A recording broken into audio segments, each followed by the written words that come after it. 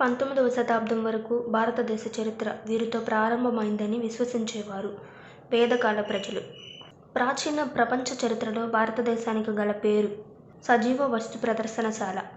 వేదకాలానికి ముందే మన దేశంలో అద్భుతమైన నాగరికత ఉందని తెలిపిన సంవత్సరం 1920.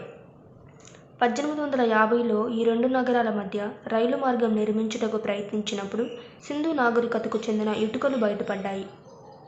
లాహోర్, కరాచీ. సింధు నాగరికత ఈ నదీ ప్రాంతంలో వికసించినది. సింధు గగ్గర్ హక్రా.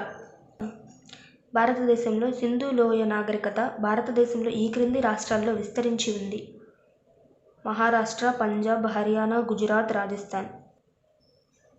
ఈ క్రింది వానిలో హరప్పా నాగరికతకు సంబంధించి అసత్యమైనది: ఇనుప నాగళ్ల వాడకం.